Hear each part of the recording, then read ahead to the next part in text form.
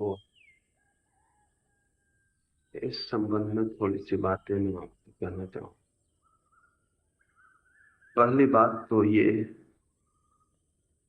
कि भारत को हजारों वर्ष तक ये पता ही नहीं था कि वो पुराना हो गया है। असल में पुराने होने का पता ही तब चलता है जब हमारे पड़ोसी नए हो जाए। पुराने के बोध के लिए किसी का नया हो जाना जरूरी है। भारत को हजारों वर्ष तक ये पता नहीं था कि वो पुराना हो गया है। इधर इस सदी में आके हमें ये प्रतीति होनी शुरू हुई है कि हम पुराने हो गए। इस प्रतीति को झुठलाने की हम बहुत कोशिश करते हैं, क्योंकि ये बात मन को वैसे ही दुख देती है जैसे किसी बूढ़े आदमी को जब पता चलता है कि वो बूढ़ा हो गया है तो दुख शुरू होता है। बूढ़ा होना जैसा दुखद है, वैसे किसी राष्ट्र के बूढ़े हो जाने का भी दुख है। बूढ़ा आदमी चाहे तो अपने बुढ़ापे को झुठलाने की कोशिश कर सकता है, लेकिन झुठलाने से बुढ़ापा कम नहीं होता। भारत भी इधर 50 वर्षों से निरंतर ये बात इंकार करने की कोशिश कर रहा है कि हम पुराने हो गए। इस इंकार करने की उसने कुछ मानसिक व्यवस्था की है, वो समझना जरूरी है। एक तो भारत ये कहता है कि जो भी श्रेष्ठ, जो भी सत्य, जो भी सुंदर है, वो उसे उपलब्धि ही हो चुका है, इसलिए नए होने की कोई जरूरत नहीं। विकास की जरूरत तो वहां है जहां अविकसित हो कोई, लेकिन जिस देश को यह ख्याल हो कि विकास हो ही चुका है, वहां अब विकास के और परिवर्तन की कोई गुंजाइश नहीं। हमें विकास न करना पड़े, हमें परिवर्तन न करना पड़े, इस बात को इंकार करने के लिए हम ये मान के बैठ गए हैं कि हमने सब पा लिया है। ये भ्रम हम पाल सकते थे अगर दुनिया के हम संपर्क में न आए होते। अपने अपने कुएं में हर आदमी ये सोच सकता है कि उसने सब पा लिया है।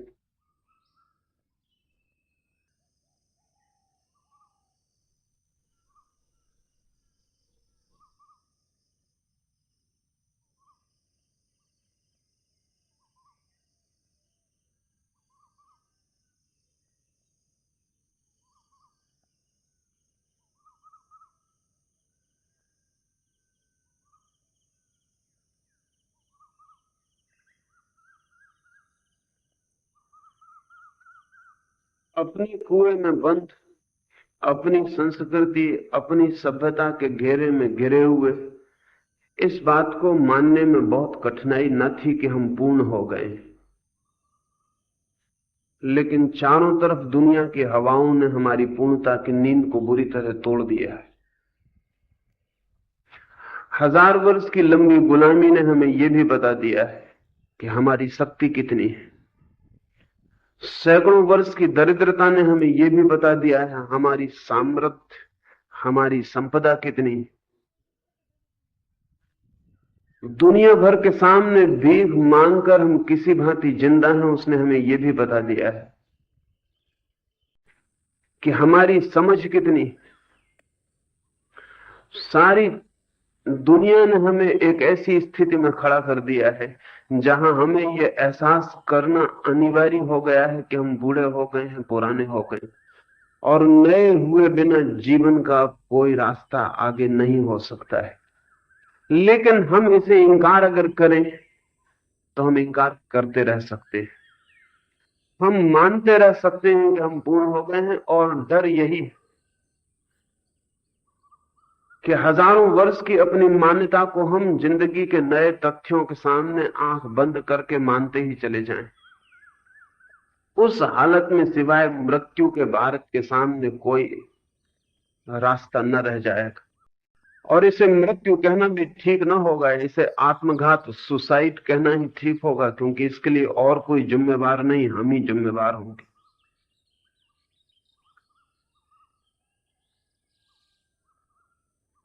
दूसरी बात, भारत ने कभी भी नए की स्वीकृति नहीं की।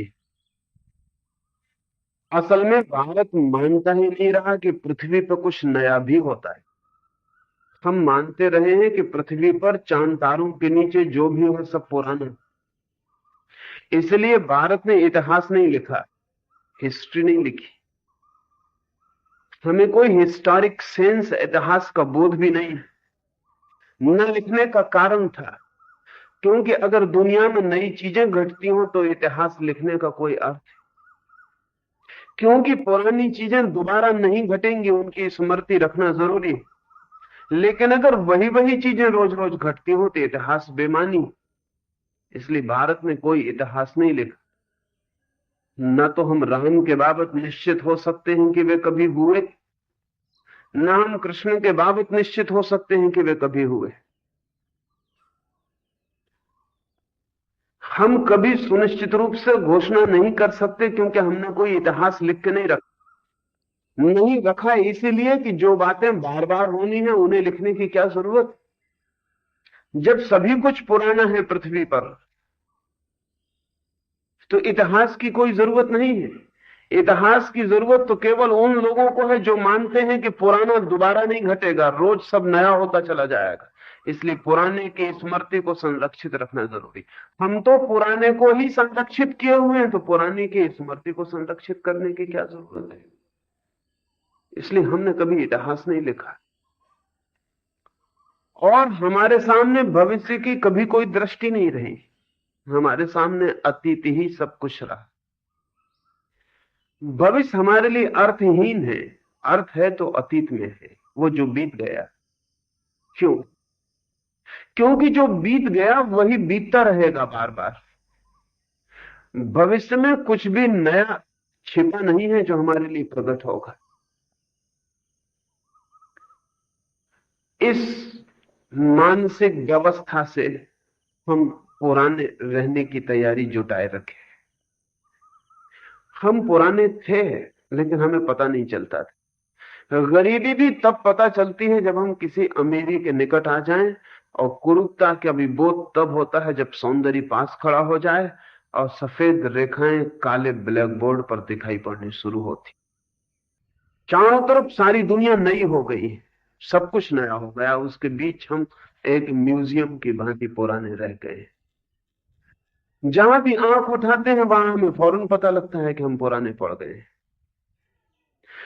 अब हमारे बीच जिनकी बुद्धि शुतुरमुर्ग जैसी है और वैसे बुद्धिमान लोग हमारे बीच बड़ी तादाद में, तो हम जानते हैं कि शुतुरमुर्ग का अपना लॉजिक है। अगर दुश्मन उस पर हमला कर रहा हो तो उस सिर को रेत में गड़ा के खड़ा हो जाता है। जब उसका सिर रेत में गड़ जाता है तो उसे दिखाई नहीं पड़ता कि दुश्मन सामने।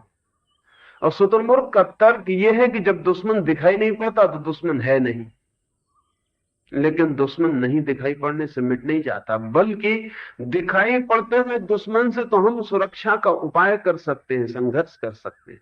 न दिखाई पड़ने वाले दुश्मन के हाथ में हम निहत्थे हो जाते हैं, निशस्त्र हो जाते हैं, और दुश्मन पूरी ताकत हमारी आंख बंद होने की वजह से पा जाता है। भारत में जिन्हें हम बुद्धिमान लोग कहते हैं, वे सारे बुद्धिमान शुतुरमुर्गी तर्क को विश्वास करते हैं। वे मानते हैं देखो मत, चारों तरफ आंख बंद रखो तो हम अपने पुराने सपनों में खोए रह सकते हैं और हम कह सकते हैं कि हम पुराने नहीं। इसलिए भारत ने हजारों सैकड़ों साल तक परदेश जाने की पाबंदी रखी। दूसरे देश जाने पर हमने अपने बच्चों पर रोक लगाई। रोक इसलिए लगाई कि दूसरे देश में देखकर नए की संभावनाएं शुरू हो जाएंगी। सैकड़ों वर्ष तक हमने दूसरों के शास्त्र नहीं देखे। सैकड़ों वर्षों तक हमने दूसरे के दर्शन और दूसरे के विज्ञान पर आंख न डाली। हम शुतुरमुर्ग की तरह अपने सिर को खपा के खड़े रहे। लेकिन अब अजीब दुश्मन से पाला पड़ा है। वो शुतुरमुर्ग की गर्दन को बाहर निकाल के उसको दर्शन दे रहा है, और अब कोई उपाय नहीं है, हमें दर्शन करने। ये जो दुनिया है बहुत अर्थों में छोटी हो गई। मार्शल मैकलुहान ने एक शब्द का उपयोग किया है, वो ठीक है। उसका कहना है कि दुनिया अब एक ग्लोबल विलेज, एक जागतिक गांव हो गई है, एक छोटा गांव। इसलिए अब पड़ोसियों से बचना मुश्किल है और चारों तरफ नई होती जिंदगी अब हमें पुराना न रहने देगी। अब दो ही उपाय हैं, या तो हम स्वीकार से और आनंद से नए होने की तैयारी में लग जाएं, या हम जबरदस्ती और परेशानी में नए बनाए जाएंगे। अगर हम नए बनाए गए तो वो दुखद होगा, अगर हम नए बने तो वो सुखद हो सकता है। लेकिन अभी भी हम अपनी दलीलें दिए चले जाते हैं, अभी भी हम कहे चले जाते हैं कि हम जगत गुरु, अभी भी हम कहे चले जाते हैं कि दुनिया हमारी तरफ देख रही है, अब भी हम कहे चले जाते हैं कि दुनिया को हमसे सीखना है, हमसे दुनिया को सीखना पड़ेगा। ये बड़ी खतरनाक बातें हैं। ये असल में दुनिया से हमें न सीखना पड़े इसकी तरकीब है। अगर दुनिया से हमें नहीं सीखना है तो हमें यह घोषणा करते ही रहनी चाहिए कि दुनिया हमारी तरफ देख रही है और दुनिया हमसे सीखने को आतुर है। अगर दुनिया से हमें नहीं सीखना है तो हमें अपने मन में ये बात मजबूती से पकड़े रखनी चाहिए कि हम जगत गुरु हैं और सारी दुनिया को ज्ञान देने का ठेका हमारा है। लेकिन ध्यान रहे, इस ठेके में हम रोज अज्ञानी होते चले जाएंगे, इस ठेके में हम रोज दीनता और दरिद्रता में गिरते चले जाएंगे। बहुत कुछ है जो भारत को सीखना पड़ेगा, बहुत कुछ है जो भारत को तोड़ना पड़ेगा और बहुत कुछ है जो नया निर्माण करना पड़ेगा। इस संबंध में दो तीन बातें स्मरणीय। एल्डस हक्सले ने एक शब्द का निर्माण किया है, उसे कहा है कल्चर शॉक। असल में दूसरी संस्कृति के संपर्क में जब हम आते हैं तो एक धक्का लगता है, अपरिचित संस्कृति का धक्का। जो उस धक्के को झेल लेता है और उस धक्के का मुकाबला कर लेता है वो सबल हो जाता है। जो उस धक्के से भाग खड़ा होता है, एस्केप कर जाता है, पीठ दिखा देता है, वो कमजोर हो जाता है। संस्कृति का धक्का तो ठीक ही है, हमें सारी विश्व संस्कृति का धक्का झेलना पड़ रहा है। किसी एक संस्कृति से टक्कर नहीं है। अब सारे विश्व की आधुनिकता से हमारी प्राचीनता की टक्कर है।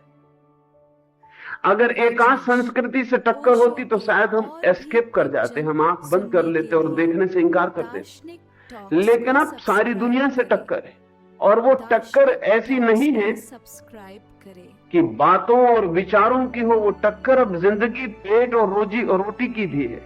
उसे झुठलाया नहीं जा सकता, उसे इंकार भी नहीं किया जा सकता।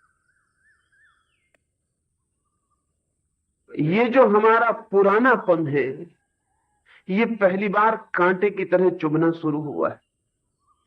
जो हमारे जिंदगी में बूढ़ हिस्सा है, जो पिछली पीढ़ी है, जो पुराने ख्याल के लोग हैं, वो जोर से अपने पुरानी बातों का शोरगुल मचाना शुरू करेंगे ताकि उन्हें नई बातें सुनाई ना पड़े। वो बहरे बनने की कोशिश करेंगे। सुना होगा आपने एक कहानी कि एक आदमी था जिसने अपने कानों में घंटे लटका रखे थे और वो अपने घंटों को दिन रात बजाता रहता था। वो राम का भक्त था और कोई कृष्ण का नाम उसके कान में ना चला जाए, इसलिए उसने दोनों कानों में घंटे बजा रखे। वो घंटा करण हो गया है। वो अपने घंटे बजाता रहता था और कृष्ण का नाम सुनाई न पड़ जाए। हम करीब करीब घंटाकरण की हालत में, जहां तक पुरानी पीढ़ी का संबंध है। वो अपने कान के घंटे बजाती रहती ताकि दुनिया भर की आवाजें सुनाई न पड़ जाएं। ये बड़ी खतरनाक बात हो सकती है। नई पीढ़ी इससे कम खतरनाक नहीं। नई पीढ़ी को पुरानी बातें न सुनाई पड़ जाए, वो उसके लिए अपने कानों में घंटे बनाए हुए, वो भी अपने घंटे बजा रही। कोई राम ना सुनाई पड़ जाए, किसी को कृष्ण ना सुनाई पड़ जाए। पुरानी पीढ़ी अपने कानों के घंटे बजा रही है कि दुनिया में जो नई आधुनिकता का एक्सप्लोजन हुआ है, जो नए ज्ञान का विस्फोट हुआ है, वो पता ना चल जाए, क्योंकि उसके पता चलने से उसके पैर के नीचे की जमीन खिसक जाएगी। और नई पीढ़ी उसकी प्रतिक्रिया में, रिएक्शन में, पुराने को सुनने को बिल्कुल राजी नहीं है। ध्यान रहे, ये दोनों ही बातें खतरनाक है, क्योंकि नई पीढ़ी के पास कोई जड़ें नहीं होंगी, और जिस पीढ़ी के पास जड़ें ना हो, वो ध्यान रहे, वो अगर फूल भी लाएगी तो वे फूल प्लास्टिक और कागज के होंगे, असली फूल नहीं हो सकते। और पुरानी पीढ़ी ख्याल रखे कि अगर उसके पास नए फूल खिलाने की क्षमता नहीं है, तो अकेली जड़ें बहुत कुरूप और बहुत बद्दी और बेमानी है, और सिर्फ बोझ बन जाती। अकेली जड़ों का कोई मूल्य नहीं है। जड़ों की सार्थकता इसमें है कि वे रोज नए फूलों को जन्म दे सके। जड़ें अपने में तो कुरूप होती हैं, लेकिन सुंदर फूलों को जन्म देने की क्षमता होती, तो जड़ें जीवित होती हैं। पुरानी पीढ़ी पुरानी जड़ों को पकड़ के बैठी है और नए फूलों से डरी हुई है। जड़ें भी सड़ेंगी, पुरानी पीढ़ी भी सड़ जाएगी। नई पीढ़ी पुरानी पीढ़ी की बगावत और खिलाफत में जड़ों को इंकार करती है और सिर्फ नए फूलों को लिए बैठी। उसके फूल उधार, उसके फूल मांगे हुए, उसके फूल दूसरों से लिए गए, बासे सेकंड हैंड ही हो सकते हैं। जो फूल पश्चिम में खिलते हैं, वैसे फूल हमारे यहां भी खिले, ये तो उचित है, लेकिन उन्हीं फूलों को हम हाथ में लिए बैठे रहे, ये उचित नहीं। जो फूल सारी दुनिया में खिल रहे हैं, वो हमारी जमीन में भी खिले, ये तो सौभाग्य होगा, लेकिन हम उन फूलों को उधार ले आए और अपने घरों के गुलदस्तों में सजा के बैठ जाएं, इससे हम अपनी दीनता को थोड़ी बहुत देर के लिए छिपा सकते हैं, लेकिन मिटा नहीं सकते। हिंदुस्तान की तकलीफ और हिंदुस्तान की जिच यह है कि पुरानी पीढ़ी जड़ों को पकड़े और फूलों को इंकार कर रही है, और नई पीढ़ी फूलों को स्वीकार करती है और जड़ों को इंकार करती है। ये दोनों ही खतरनाक वृत्तियां हैं, और मुझे ऐसे बहुत कम लोग दिखाई पड़ते हैं जो इन दोनों वृत्तियों से भिन्न हुए। एक तरफ जगत गुरु शंकराचार्य और उनके अनुयायी है, और दूसरी तरफ नक्सलाइट। ये एक ही तरह के लोग हैं, इनमें बहुत फर्क नहीं है। और मजा यह है कि इन दोनों में ही चुनाव करना पड़े हमें, ऐसी स्थिति बना दी है, या तो कुआं चुनो या खाई चुनो। ये दोनों बातें खतरनाक हैं। नए भारत की ओर पहली बात तो ये समझ लेनी जरूरी है कि नया भारत अगर नया होगा, तो अपनी पुरानी जड़ों को आत्मसात करके होगा।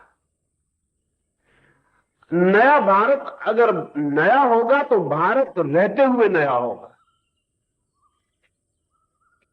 अगर भारत में रह जाए और नया हो जाए, तो उसको नया भारत कहने की कोई जरूरत नहीं। पुरानी जड़ों को आत्मसात करना होगा, और कोई भी कौम अपनी पुरानी जड़ों के बिना बिल्कुल नहीं जी सकती।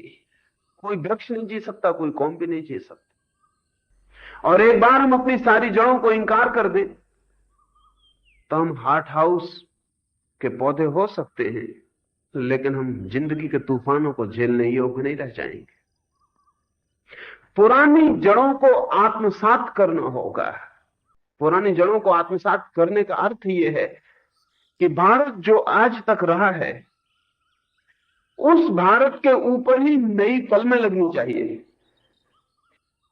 उस पूरे भारत को इनकार कर देने से नई कलमें नहीं लगेंगी, हम सिर्फ उधार और पंगु हो जाएंगे, हम जमीन पे भिखमंगे हो जाएंगे।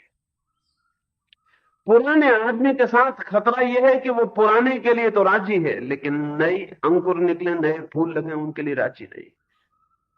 नए आदमी के साथ खतरा यह है कि वो नए के लिए तो राजी है, लेकिन पुरानी जड़ों को आत्मसात करने की उसकी जरा भी इच्छा नहीं। वो इतना भयभीत है कि पुराने के साथ नया कैसे हो सकेगा। लेकिन ध्यान रहे, पुराने और नए में दुश्मनी नहीं है, पुराना ही नया होता है। पुराना और नया दो विरोधी चीजें नहीं है, पुराना ही विकसित होता है और नया होता है। असल में जब एक आदमी बूढ़ा हो जाता है, तो हमें दिखाई नहीं पड़ता है कि ये बूढ़ा आदमी नया होगा, ये तो मर जाएगा। लेकिन वे जो नए बच्चे हमें दिखाई पड़ रहे हैं, वे इस बूढ़े की ही प्रतिमाएं हैं, प्रतिरूप है। ये बूढ़ा मरने के पहले नए बीज बो जाता है। असल में सब नए बच्चे पुराने बूढ़ों से पैदा होते हैं। सब नया पुराने से जन्म पाता है। पुराने और नए के बीच कोई दुश्मनी नहीं है, पुराने और नए के बीच बाप और बेटे का संबंध। लेकिन बाप और बेटे के बीच ही कोई संबंध नहीं रह गया है, तो पुराने और नए के बीच कैसे संबंध रह पाए? बाप और बेटा दो क्लासेस नहीं है, बाप और बेटा दो वर्ग नहीं है। बाप और बेटे के बीच कोई कॉन्फ्लिक्ट, कोई संघर्ष नहीं है। और अगर है तो उसका मतलब है कि बाप और बेटे के बीच बाप और बेटे का संबंध नहीं रहा है। बाप और बेटे के बीच एक प्रवाह है। असल में बेटा फिर से बाप को नए अर्थों में जगत में प्रवेश दे रहा है। अगर मैं इस जमीन पे संभव हो पाया हूं तो मेरे पीछे हजारों लाखों वर्षों की यथार्थता है। अगर आप इस जमीन पर पैदा हो पाए हैं तो हजारों हजारों पीढ़ियों ने आपको पैदा किया है। आप अपने पिता भी हैं, उनके पिता भी हैं, उनके पिता भी हैं, उनके पिता भी हैं, अपनी माँ भी हैं, उनकी माँ भी हैं, उनकी माँ भी हैं। आप इन सब के साथ संक्षिप्त। असल में वे पुराने हो गए थे, इसलिए उनका जो हिस्सा नया हो सकता था उसे छोड़ के वे विदा हो गए। और वो नया हिस्सा जीवन को चला रहा है।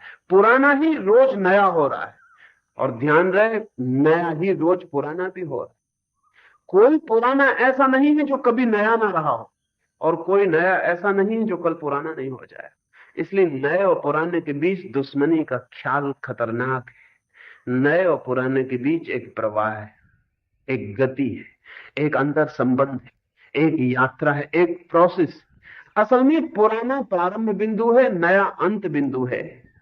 जैसे जन्म और मृत्यु आमतौर से दिखाई पड़ती हैं दो चीजें हैं, लेकिन दो चीजें नहीं है। जन्म ही विकसित होते होते मौत बन जाती, और जो लोग जानते हैं वो कहेंगे मौत ही विकसित होते होते फिर नया जन्म बन जाता। तो पहली बात जो मैं आपसे कहना चाहता हूं, भारत अगर एक नया भारत होना चाहता है तो उसे बड़ा अद्भुत काम करना, उसे एक बड़ा बैलेंसिंग एक्ट करना है, एक बड़ी संतुलन की व्यवस्था करनी है। कभी अगर रस्सी के ऊपर चलते हुए नट को देखा हो तो भारत का भविष्य बिल्कुल रस्सी के ऊपर चलते हुए नट जैसा होगा, जिसे पूरे समय दोनों तरफ गिरने से बचाना है अपने को। गिरना आसान है क्योंकि गिरते ही फिर संतुलन के श्रम करने की जरूरत न रह जाएगी। पुराने की तरफ भी गिर जाना आसान है, नए की तरफ भी गिर जाना आसान है, लेकिन इस जीवन की रस्सी पर सध के चलना कठिन। और मुझे ऐसा निरंतर डर लगता है कि पुरानी पीढ़ी पुरानी की तरफ गिर के संतुलन के लिए जो श्रम करना है उसकी फिक्र छोड़ देती है। नई पीढ़ी नए की तरफ गिर के संतुलन के लिए जो प्रयत्न करना है उसका प्रयत्न छोड़ देती है। इन दोनों में बहुत फर्क नहीं है, ये दोनों संतुलन के श्रम से बचने की कोशिश में लगे। भारत को नया वे लोग कर पाएंगे जो इन दोनों चुनावों को इंकार कर दें और जो बीच में बैलेंस में संतुलन में खड़े होने के लिए राजी हो जाए। असल में वो जो गोल्डन मीन है, वो जो बीच है, वो जो मध्य है, वही जीवन। सदा ही, सदा दो अतियों के बीच मध्य को चुन लेना बुद्धिमानी। सुना है मैंने कि कन्फ्यूशियस एक गांव में गया और उस गांव के बाहरी गांव में प्रवेश के पहले एक आदमी उसे मिल गया और उस आदमी ने कहा आप जरूर हमारे गांव में आए, और हमारे गांव में भी एक बहुत बुद्धिमान आदमी, एक बहुत वाइज मैन है, तो आप उससे मिलकर बहुत खुश होंगे। कन्फ्यूशस ने कहा कि उसे तुम बहुत बुद्धिमान क्यों कहते हो, अगर तुम मुझे कुछ उसके संबंध में बताओ तो अच्छा होगा। तो उस आदमी ने कहा वो इतना बुद्धिमान है कि वो एक कदम रखने के पहले 3 बार सोचता है। कन्फ्यूशस ने कहा कि फिर मैं उससे ना मिलूंगा। उस आदमी ने कहा क्यों? कन्फ्यूशस ने कहा कि अगर वो एक ही बार सोचता होता तो मैं कहता कि वो थोड़ा कम बुद्धिमान है, अगर वो 3 बार सोचता है तो मैं कहूंगा वो थोड़ा ज्यादा बुद्धिमान है, अगर वो 2 ही बार सोचता होता तो मैं कहता वो बुद्धिमान। और कम बुद्धिमान भी खतरे में पड़ जाते हैं और ज्यादा बुद्धिमान भी खतरे में पड़ जाते हैं। असल में बुद्धिमान होना एक संतुलन है। बुद्धिमान होना एक संतुलन है। अति बुद्धि से भी बचना पड़ता है और अति अबुद्धि से भी बचना पड़ता है। असल में दो एक्सट्रीम से बच जाना बुद्धिमानी। तो कन्फ्यूशस ने कहा मैं ना मिलूंगा, क्योंकि वो अगर 3 बार सोचता है तो थोड़ा जरा ज्यादा हो गई बात, जरा पेंडुलम ज्यादा घूम गया आगे की तरफ। घड़ी है, उसमें बाएं से दाएं पेंडुलम भागता रहता है। ठीक हमारा मन भी ऐसा ही भागता रहता है, घड़ी के पेंडुलम की तरह। पुराने से हम नए पर जा सकते हैं और नए से हम पुराने पे जा सकते हैं, लेकिन जिंदगी बीच में, और जो बीच में होता है उसको बड़े फायदे हैं, क्योंकि वो पुराने के भी उतने ही निकट होता है जितना नए के निकट होता। वो पुराने से भी उतना ही दूर होता है जितना नए से दूर होता है। उसके लिए चुनाव आसान है। और जो बीच में होता है वो रिएक्शनरी नहीं होता है, वो किसी चीज के खिलाफ नहीं जा रहा होता। और एक और मजे की बात है कि जब घड़ी का पेंडुलम बाएं से दाईं तरफ जाता है तो दिखाई तो पड़ता है कि उल्टा जा रहा है, लेकिन आपने कभी ख्याल ना किया होगा, बाएं से दाएं तरफ जाता हुआ पेंडुलम फिर बाएं तरफ आने की शक्ति को इकट्ठा कर रहा है। दाएं से बाएं तरफ जाता हुआ पेंडुलम मोमेंटम इकट्ठा कर रहा है जो उसे फिर दाएं तरफ ले जाएगा।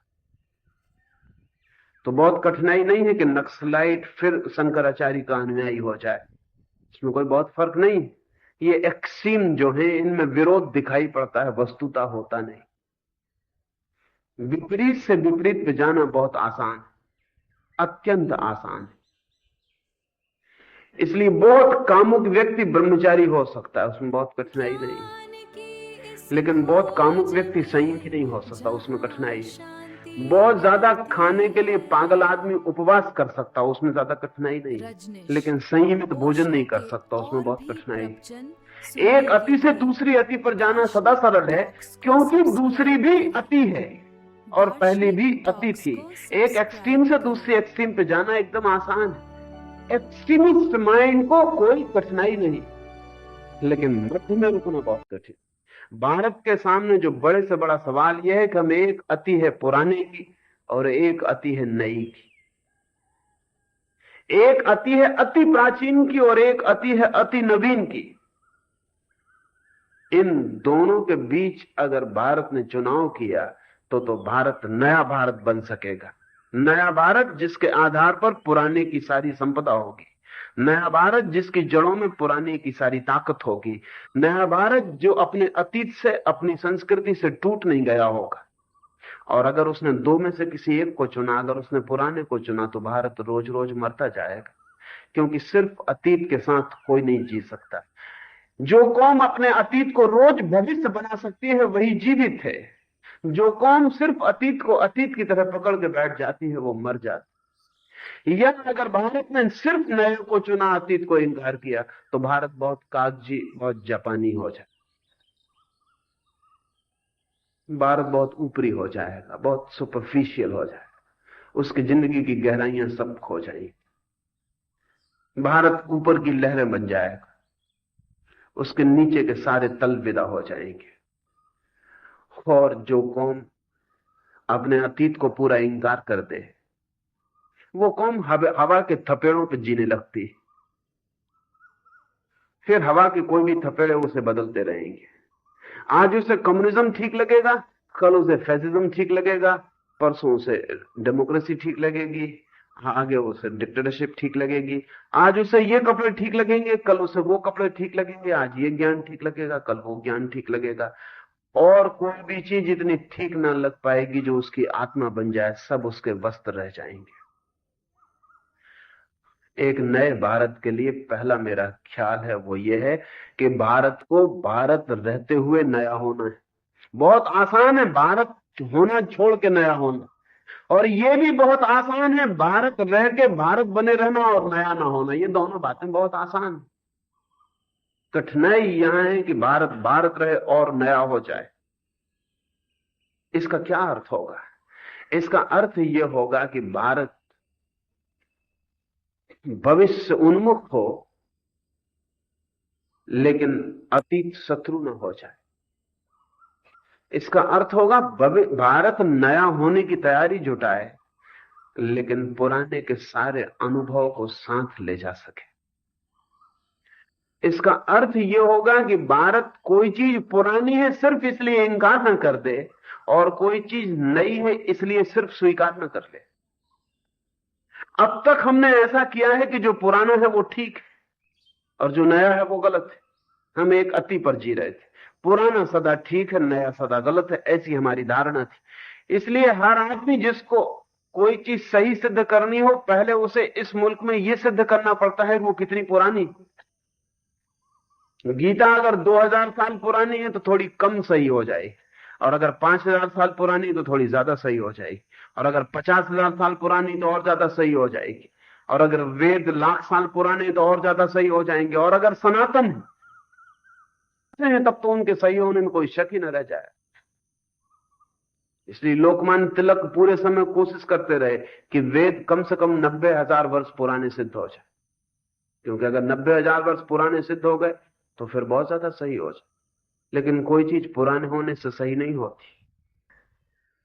अब बहुत खतरा है कि हम दूसरे अति पर चले जाएं कि जो नया है वही सही है। नहीं, कोई चीज नए होने से भी सही नहीं होती। सही होना एक अलग बात है, जिसके लिए नया और पुराना होना संदर्भ के बाहर इररिलेवेंट। अगर भारत को विकसित होना है तो उसे पुरानी भूल छोड़नी पड़ेगी कि पुराना होने से कुछ सही है, और नई भूल पकड़ने से बचना पड़ेगा कि कोई चीज नए होने से सही है। और भारत को खोजना पड़ेगा कि सही क्या है। अगर वो पुराना है तो भी सही है, अगर वो नया है तो भी सही है। और हम सही की खोज करके अगर जिंदगी को बनाने की कोशिश किए तो भारत पुराने से टूटेगा नहीं और नया हो जाएगा। और अगर हमने नए को सही मानना शुरू किया तो पुराने से टूट ही जाना पड़ेगा, क्योंकि पुराना फिर गलत हो जाता है। पुराना का अर्थ हो जाता है गलत, जो पुराना है वो गलत। पश्चिम उल्टी अति पर जी रहा है। पश्चिम में अगर किसी व्यक्ति को कोई किताब कीमती है ये सिद्ध करना हो तो उसे ये सिद्ध करना पड़ता है कि बिल्कुल नई है, ये बात कभी लिखी ही नहीं गई। अगर किसी की किताब को कोई सिद्ध कर दे कि ये तो पहले भी लिखी गई तो वो किताब बेकार हो गई, उसका कोई मतलब न रहा। इसलिए हर लेखक को यह सिद्ध करना पड़ता है कि वो मौलिक है, ओरिजिनल है। और ओरिजिनल होने की कोशिश में कई बेवकूफियां भी करनी पड़ती, क्योंकि आदमी इतने इतने समय से पृथ्वी पर है कि ओरिजिनल होना आसान मामला नहीं है। अगर आप एक खूबसूरत औरत बनाते हैं तो बहुत बार खूबसूरत औरत का चित्र बनाया जा चुका है। शायद ही संभव है कि हम कोई नई खूबसूरती औरत में खोज सके। तो फिर क्या करना पड़े? तो फिर पिकासो जैसे चित्र बनाने पड़े कि औरत के हाथ की जगह टांग लगानी पड़े और आंख की जगह कान लगाना पड़े, तब वो ओरिजिनल हो जाए। लेकिन वो औरत नहीं रह गई, ओरिजिनल तो हो गई। पिकासो की पेंटिंग्स की इज्जत पश्चिम में बनी क्योंकि वो बिल्कुल नई थी, उनमें पुराना कुछ भी नहीं था। लेकिन पिकासो ने अभी आखिरी दिनों में एक बात कह के उसके भक्तों को बड़ी मुश्किल में डाल दिया। उसकी 60वीं वर्षगांठ पर उससे किसी ने पूछा कि आप जैसा मौलिक आदमी कोई भी नहीं है, तो पिकासो ने कहा, I was just befooling the mankind. मैं तो सिर्फ आदमियों को बेवकूफ बना रहा। पिकासो के इस एक वचन ने सारे पश्चिम की मौलिकता को कठिनाई में डाल दिया।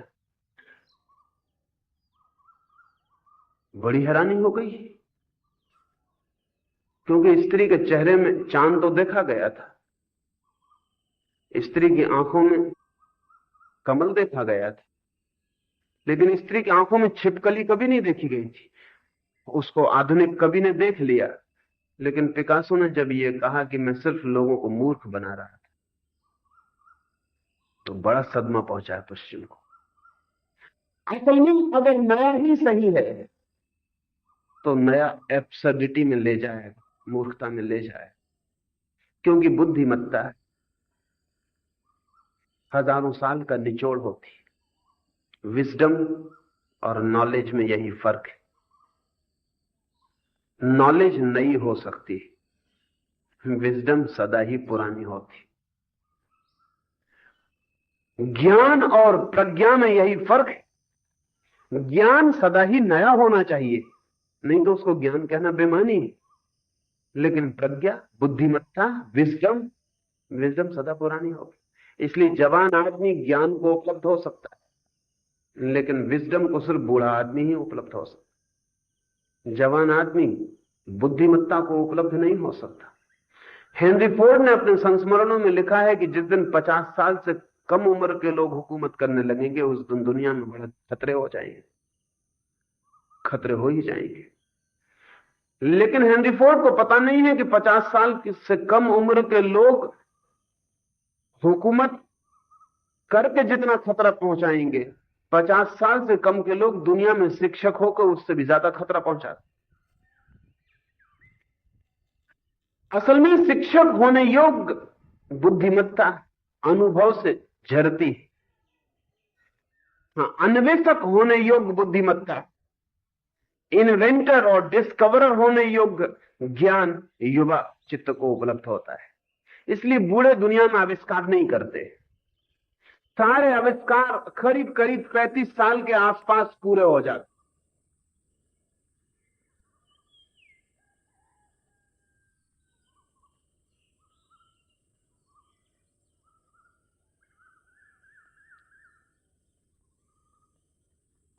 मनुष्य की सारी बड़ी खोजें नई उम्र की खोजें, लेकिन मनुष्य के जीवन के सारे अनुभव वृद्ध के अनुभव है। और जब मैं कह रहा हूं पुराने और नए के बीच सेतु, तो मैं ये कह रहा हूं कि बूढ़े और जवान के बीच सेतु, बूढ़े और जवान के बीच एक ब्रिज चाहिए।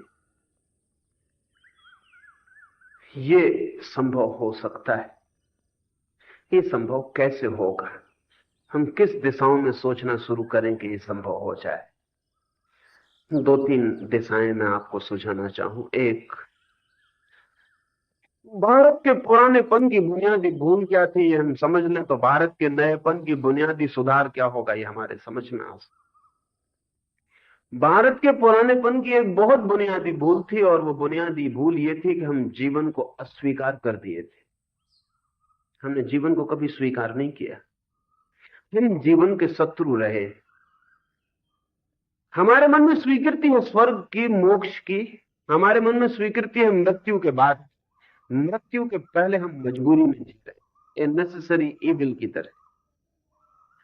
तो ये जो जीवन है हमारा, ये हमारे मन में निंदा से भरा हुआ है, कंडेम्ड है। इस जिंदगी में सिर्फ हम पाप की वजह से भेजे गए हैं, पाप का भुगतान करने के लिए। ये जिंदगी हमारे पाप कर्मों का फल है, और जो इस जिंदगी में शुभ कर्मों को उपलब्ध हो जाएगा उसको वापस नहीं जन्मना पड़ेगा। हमने जिंदगी की बड़ी गद्दी तस्वीर खींच रखी। हम जिंदगी को शत्रु की तरह देख रहे हैं, कारागृह की तरह, दंड की तरह, पाप की तरह। और जो कौन जिंदगी को पाप की तरह देखेगी, दंड की तरह देखेगी, जो कौन जिंदगी को अपराध की तरह देखेगी, और जो कौन जिंदगी से भागने के लिए उत्सुक होगी, वो जिंदगी को सुंदर और समृद्ध नहीं बना सकती। कारागृह को कोई पागल कैदी ही होगा कि उसकी दीवारों को सुंदर बनाने की कोशिश करे। कारागृह का कोई पागल ही कैदी होगा कि उसके शीशों पर रंगीन कागज चढ़ाए। कोई पागल कैदी होगा कि अपने हाथ की जंजीरों को सोने से मढ़े। नहीं, कोई नहीं मढ़ेगा। जिन जंजीरों को तोड़ना है उन्हें सोने से मढ़ने की कोई जरूरत नहीं। और जिन सींचों को तोड़ के बाहर निकल जाना है, उन सींचों को सुंदर बनाने से वे और मजबूत हो जाते। और जिस कारागृह से भागने हैं, उस कारागृह की दीवारें पुती हैं नहीं पुती हैं, स्वच्छ है नहीं स्वच्छ है, इससे क्या प्रयोजन है? भारत जिंदगी को एक जेल खाने की तरह लेता रहा है। इससे नुकसान हुए हैं। इसके नुकसान के कारण ही हम कमजोर हुए। इस वृत्ति के कारण ही हम विज्ञान में खोज सके। इस वृत्ति के कारण ही हम जिंदगी को संपन्न, समृद्ध, शक्तिशाली न बना सके। इस वृत्ति के कारण हम गुलाम हुए। इस वृत्ति के कारण हमने भूखे रहने को भी सांत्वना बना लिया। इस वृत्ति के कारण हमने उम्र न बढ़ाई, स्वास्थ्य न बढ़ाया, सौंदर्य न बढ़ाया। इस वृत्ति ने हमें अत्यंत दीन बना दिया सब दृष्टियों से। भारत के पुराने मन की जो बुनियादी भूल है, वो जीवन को आह्लाद पूर्वक स्वीकार न करना, जीवन को दुख पूर्वक स्वीकार करना। भारत का पुराना मन पेसिमिस्टिक, निराशावादी है। वो कह रहा है जीवन दुख है। वो कह रहा है जीवन छोड़ देने जैसा है। जीवन आवागमन से मुक्ति के लिए सिर्फ एक अवसर है। अगर भारत कभी भगवान के सामने भी हाथ जोड़ के खड़ा है तो इसीलिए कि कब जीवन से छुटकारा मिले। ये हमारे चित्त की दशा निश्चित ही जिम्मेवार हुई। भारत जैसी बड़ी संपत्ति वाला देश जिसके पास बड़े स्रोत थे, वो उन स्रोतों का कोई उपभोग न कर पाए। भारत जैसी विराट संख्या वाला देश जिसके पास बड़ी शक्ति थी, वो इतनी बड़ी शक्ति को भी रहते हुए गुलाम बन सका। बहुत छोटी ताकत की कौमें भारत पर हावी हो गई, क्योंकि भारत के मन ने संकोच को स्वीकार कर लिया, विस्तार को इंकार कर दिया। असल में कोई जिम्मेदार नहीं है इस देश को गुलाम बनाने के लिए। हम गुलाम बनने के लिए इतने तत्पर थे कि अगर न बनाता तो ही आश्चर्य होता। कोई को जिम्मेदार नहीं है हमको गरीब बनाने के लिए, लेकिन हम गरीब बनाने में इतने प्रसन्न हैं, गरीब बन जाने में, कि जिन्होंने हमें गरीब बनाया हम उनके लिए हजार हजार धन्यवाद से भरे हुए हैं। दीनता और दरिद्रता और दासता हमें स्वीकृत है, और जब हम दीन हुए, दास हुए, परेशान हुए, तो हमारा सिद्धांत और अटल हो गया है कि जिंदगी दुख है। हमने कहा कि ऋषि मुनियों ने ठीक ही कहा है कि जिंदगी दुख है, देख लो जिंदगी दुख है। हमने इस बात से लड़ने की कोशिश ना की, इस बात से हम बल्कि प्रसन्न हुए कि हमारे सब सिद्धांत सही निकले। अब हमारे मुल्क में साधु सन्यासी लोगों को समझा रहा है कि ये कलयुग है, और ऋषि मुनि पहले कह गए हैं कि लोग दुखी होंगे, मरेंगे, परेशान होंगे, भूखे रहेंगे। हम अपने शास्त्र को देख के बड़े प्रसन्न हो रहे हैं कि हमारा शास्त्र कितना सही है कि कलयुग आ गया। ये कलयुग आने की वजह से शास्त्र में लिखा है ऐसा मैं नहीं मानता, ये शास्त्र में लिखा है इसलिए इस कलयुग को आने में आसानी हो गई है, क्योंकि हमने स्वीकार कर लिया है कि कलयुग आएगा ही।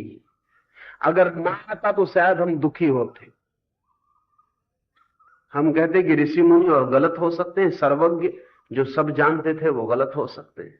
नहीं, इस दुनिया में कोई सब जानने वाला पैदा नहीं हुआ, और जिस कौम में सर्वज्ञ पैदा हो जाएंगे वो कौम अज्ञानी हो जाएगी, क्योंकि जानने को सदा शेष, जानना रोज, नई खोज रोज करनी।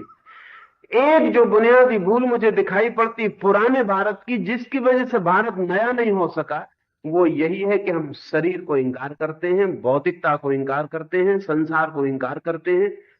लेकिन ध्यान रहे, जो संसार को इंकार कर देगा वो परमात्मा तक नहीं पहुंच सकेगा, क्योंकि परमात्मा तक पहुंचने वाले सब रास्ते संसार से होकर गुजरते हैं। और जो आदमी ये कहेगा कि हम तो मंदिर के स्वर्ण शिखरों को मानते हैं, हम नींव के गंदे पत्थरों को नहीं मानते, तो ध्यान रहे वो स्वर्ण शिखर रखा बैठा रहे, वो कभी मंदिर पे चढ़ेंगे ना। ये बड़े मजे की बात है, जिंदगी की बड़े राज की बात है कि अगर आप चाहें तो मंदिर की नींव बना के छोड़ सकते हैं। मंदिर के नींव के पत्थरों के लिए शिखर का होना अनिवार्य नहीं है, लेकिन मंदिर का शिखर बिना नींव के पत्थर के नहीं हो सकता। ये बड़े मजे की बात है कि जिंदगी में निकृष्ट हो सकता है श्रेष्ठ के बिना, लेकिन श्रेष्ठ निकृष्ट के बिना नहीं हो सकता। असल में सब श्रेष्ठ को निकृष्ट पर ही आधार बनाना पड़ता है। निकृष्ट का मेरे मन में अर्थ ही यह है कि जो श्रेष्ठ का आधार बनता हो। निकृष्ट का मेरे मन में कोई कंडेमनेटरी, कोई निंदात्मक अर्थ नहीं है। निकृष्ट का मतलब है कि जो नीचे होता है, लेकिन हर ऊंची चीज के लिए किसी को नीचे होना ही पड़ेगा। और मजे की बात यह है कि ऊंची चीज के बिना भी नीचा हो सकता है, लेकिन नीची चीज के बिना ऊंचा नहीं हो सकता। आपका शरीर बिना आत्मा के भी दिखाई पड़ जाता है, लेकिन आपकी आत्मा बिना शरीर के दिखाई नहीं पड़ती। एक आदमी मर जाता है तो हम देखते हैं कि शरीर पड़ा रह गया, आत्मा दिखाई नहीं पड़ती। लेकिन ऐसा नहीं मामला होता कि आत्मा खड़ी, शरीर कहां चला गया। शरीर आधार है, बुनियाद है। विज्ञान हो सकता है बिना धर्म के, लेकिन धर्म बिना विज्ञान के नहीं हो सकता। सिर्फ बातचीत हो सकती है, तो हम धर्म की बातचीत कर रहे हैं, क्योंकि आधार तो हमारे पास नहीं है। आधार हमारे पास नहीं है। एक आदमी का अगर पेट भरा हो तो जरूरी नहीं है कि वो कविता करेगी। एक आदमी का पेट भरा हो तो जरूरी नहीं कि वो सितार बजाएगी। एक आदमी का पेट भरा हो तो जरूरी नहीं कि भगवान की खोज करेगी। लेकिन एक आदमी का पेट खाली हो तो पक्का है कि सितार ना बजा सकेगा, भगवान की खोज ना कर सकेगा, गीत ना गा सकेगा।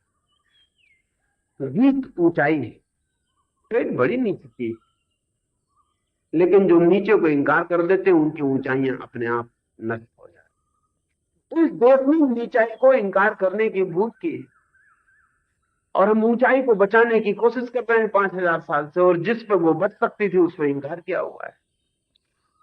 शरीर के हम दुश्मन थे, बल्कि हमारे शास्त्रों में कहा हुआ है कि जिसको आत्मा को पाना है उसे शरीर से लड़ना पड़ेगा। तो ठीक है, जिसको मंदिर के ऊपर स्वर्ण का शिखर चढ़ाना है उसे नींव के पत्थर उखाड़ने चाहिए। जरूर मंदिर का शिखर रख दिया जाएगा, लेकिन वो मंदिर का शिखर शिखर पे नहीं रखा जाएगा, वो जमीन की गंदगी में पड़ा रहेगा। असल में जमीन की गंदगी से मंदिर के शिखर को बचाने के लिए कुछ पत्थरों को गंदगी में खड़े रहने की तैयारी दिखानी पड़ती। उन पत्थरों को आदर देना, क्योंकि उन पत्थरों के कारण ही शिखर आसमान पर उड़ पाता है। ये आत्मा की सारी संभावना शरीर के बिना संभव नहीं है। ये शरीर के कारण ही आत्मा ऊंचाइयां छू पाती है। शरीर को धन्यवाद लेकिन हम न दे पाए। शरीर को हमने सताया जरूर, हम प्रेम न कर सके, इसलिए शरीर से जो हो सकता था वो नहीं हो। और शरीर के बिना जो हो ही नहीं सकता था उसकी हम बातचीत कर रहे हैं बैठ के। घरों में लोग आत्मा परमात्मा की बात करेंगे,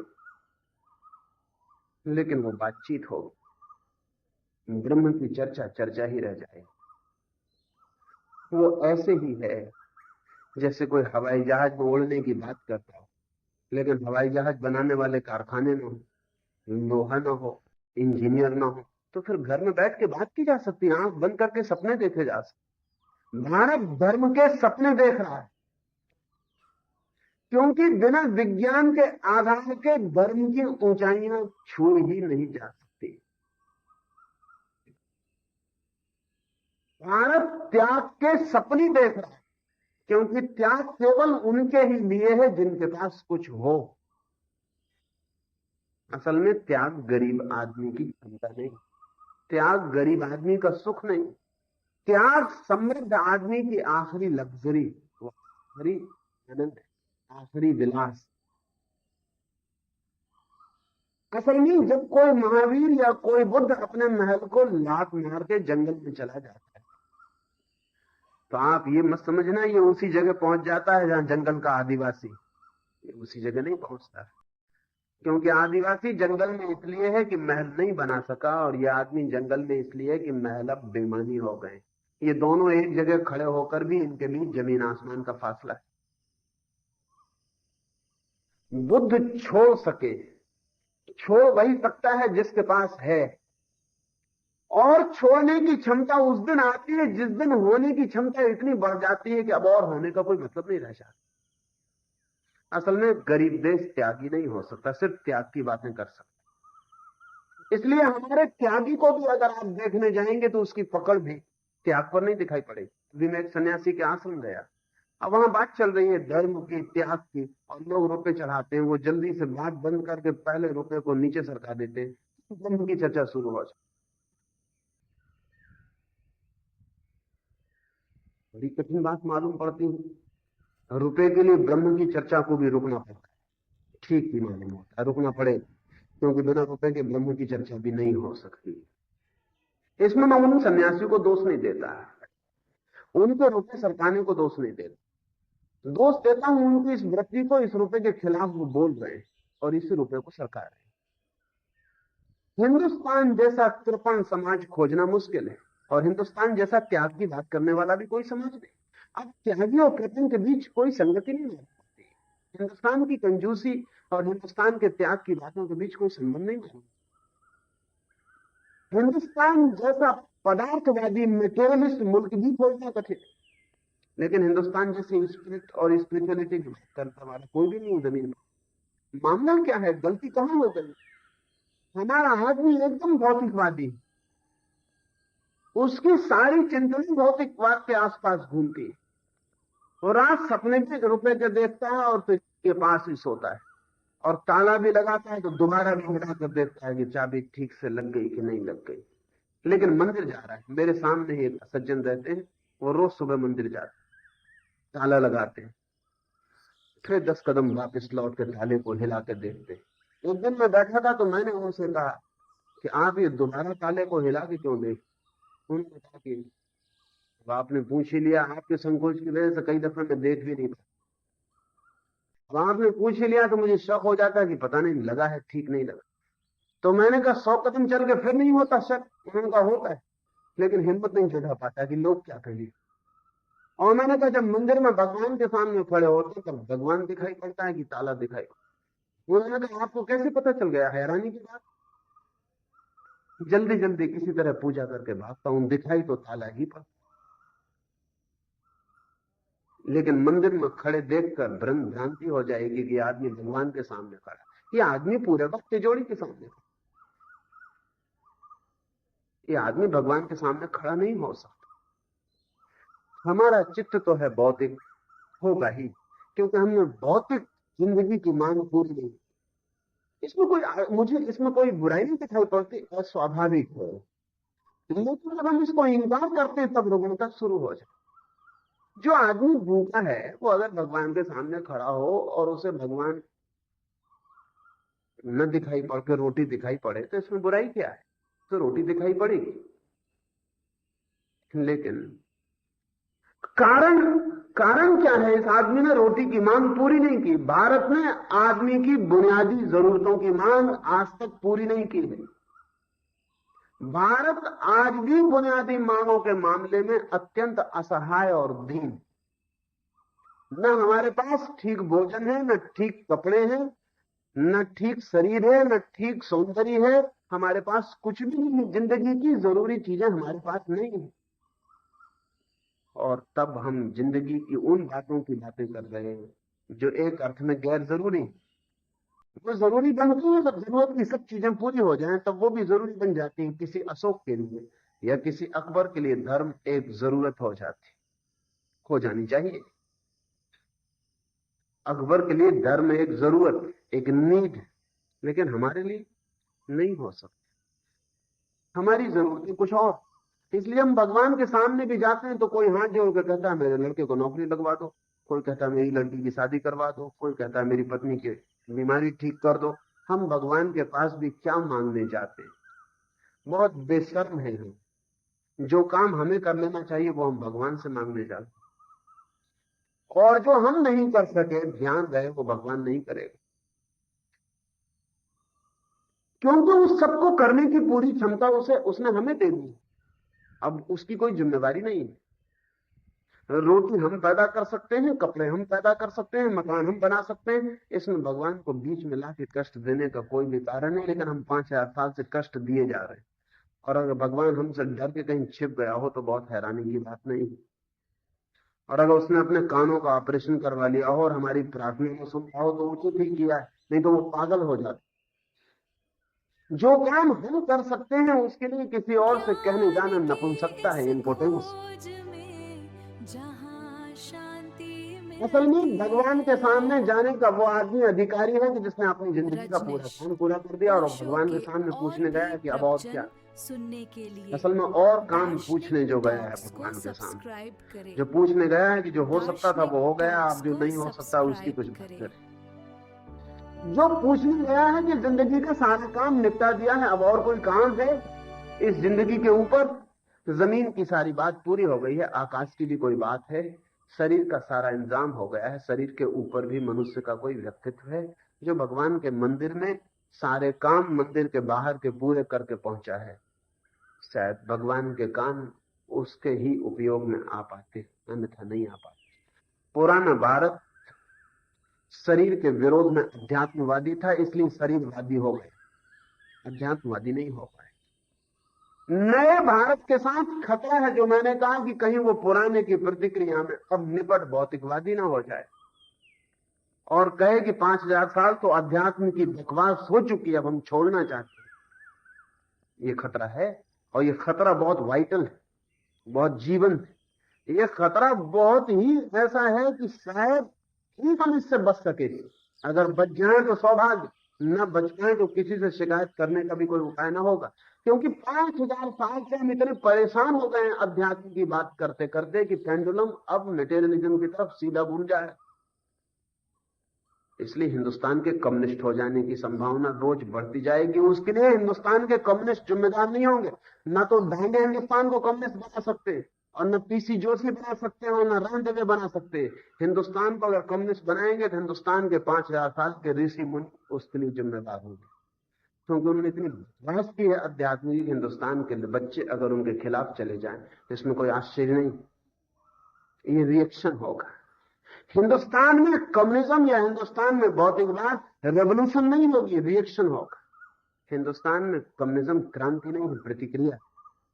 वो हिंदुस्तान के 5000 साल की दुखद कहानी का विरोध।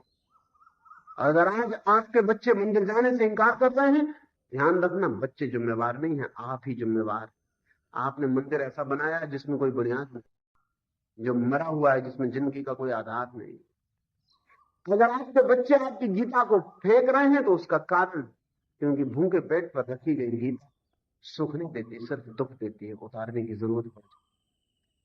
अगर आपके बच्चे अब मानने को राजी नहीं है कि कृष्ण बांसुरी बजाते रहे होंगे, क्योंकि बांसुरी बजाने के लिए जिंदगी के लिए जितनी जरूरत वो कोई भी पूरी होती दिखाई नहीं पड़ती। अगर किसी पे शक आ रहा हो आपके बच्चों को, नहीं तो वो जिम्मेदार नहीं है, हम ही जिम्मेवार हैं, क्योंकि हमने जो हालत पैदा की है वो हालत प्रतिक्रिया में ले जाने वाली है। खतरा बहुत है, और खतरा, बड़े से बड़ा खतरा यह है कि हमने अध्यात्मवाद के दुख झेल लिए, कहीं अब हमें भौतिकवाद के दुख न झेलने। कहीं ऐसा ना हो कि हमने अकेला शिखर लिए बैठे रहे और नींव न भरी, अब हम नींव भर के बैठ जाएं और मंदिर न बनाए, इसका बहुत डर है। इसलिए भारत को अध्यात्मवाद के नीचे भौतिकवाद की नींव देनी है, अध्यात्मवाद के खिलाफ भौतिकवाद का आंदोलन नहीं करना। असल में भारत को अपने ऋषि मुनियों के लिए वो नींव देनी है जिसको वो खुद इंकार करते रहे। असल में भारत को महावीर और बुद्ध के पैरों के नीचे आइंस्टीन और न्यूटन को खड़ा करना है, क्योंकि उनके बिना महावीर और बुद्ध अब खड़े नहीं रह सकते, उनकी मूर्तियां गिर जाएंगी और चूर चूर हो जाएंगी और मिट्टी में मिल जाएंगे, और लोग उनके ऊपर जूते रख के चलेंगे और कोई उपाय नहीं रह जाएगा। विज्ञान अगर भारत के मन का आधार बन जाए तो भारत की आत्मा धर्म की उड़ान ले सकती है। और मैं विज्ञान और धर्म में कोई विरोध नहीं देखता, लेकिन कठिनाई है, धार्मिक आदमी विरोध देखता है और विज्ञान पढ़ने वाला विद्यार्थी भी विरोध देखता है। धार्मिक आदमी मानता है कि विज्ञान की बातों ने धर्म नष्ट कर दिया, और वो विज्ञान की शिक्षा पाने वाला युवक मानता है कि धर्म की बकवास, अंधविश्वास, इसका विज्ञान से क्या संबंध। एक खाई, एक जनरेशन गैप पैदा हो रहा है हिंदुस्तान में। ये खाई जितनी बड़ी है उतनी दुनिया में कहीं भी नहीं। पुरानी पीढ़ी और नई पीढ़ी के बीच इतनी बड़ी खाई हो रही है कि उसके आर पार हाथ फैलाने मुश्किल मालूम हो रहे हैं। मैं नहीं जानता हूं ऐसे घर जिनमें बाप और बेटे बैठ के बात भी करते हैं, कोई कम्युनिकेशन नहीं है। मैं सैकड़ों घरों में ठहरता हूँ, बाप और बेटे बच के निकलते हैं, या तो बाप को कोई उपदेश देना होता है तब बेटे को 2 मिनट रोकता है, या बेटे को बाप की जेब से कुछ निकालना होता है तब वो 2 मिनट के लिए मिल गया। लेकिन कोई कम्युनिकेशन नहीं है, कोई संवाद नहीं है, कोई दोनों के बीच कोई संबंध नहीं रह गया है। बाप किसी और दुनिया का हिस्सा है, बेटा किसी और दुनिया का हिस्सा है, बेटी कहीं और जी रही, माँ कहीं और जी रही। ना माँ बेटी की बात समझ पाती है, ना बेटी माँ की बात समझ पाती है। उनके पास कॉमन लैंग्वेज भी नहीं, समान भाषा भी नहीं जिसमें बातचीत हो सके। हिंदुस्तान के साधु एक तरफ खड़े हैं, वो अपनी बातचीत जारी रखे हुए हैं, वो अपना पुराने का गुहार मचा रहे हैं। हिंदुस्तान के जवान एक तरफ खड़े हुए हैं, वो अपनी बातचीत जारी रखे हुए हैं, वो अपनी बात चिल्ला रहे हैं, और दोनों के बीच कोई बातचीत नहीं हो रही। जुंग ने एक संस्मरण में लिखा है कि उसके पागलखाने में 2 प्रोफेसरों को इलाज के लिए लाया गया।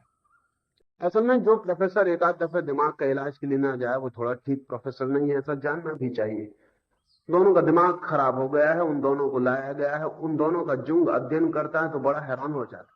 वो देखता है कि वो अपने कमरे में बैठे दोनों बात करते हैं, बातें बड़ी ऊंची होती है, लेकिन एक बड़ी अजीब बात है कि जो एक प्रोफेसर जब बात करता है तो दूसरा चुप रहता है, और जब दूसरा बात करता है तो पहला चुप रहता है। हालांकि उन दोनों की बात में कोई संबंध नहीं है, पहला अगर आकाश की बात करता है तो दूसरा जमीन की बात करता है, उनमें कोई संबंध नहीं। फिर 2 पागलों के बीच में कोई बात का संबंध ना हो, ये समझ में आता है।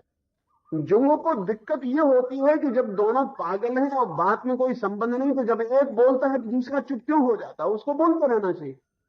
वो अंदर जाता है और उनसे पूछता है कि मेरी समझ में आ गई, सब बात एक समझ में नहीं आती कि जब एक बोलता है तो दूसरा चुप क्यों हो जाता है। तो वो दोनों हंसते हैं, वो कहते हैं कि आप समझते हैं कि हमें कन्वर्सेशन का नियम नहीं मालूम। नियम हमें मालूम, बातचीत का नियम यह है कि जब एक बोले तब तुम चुप रहो।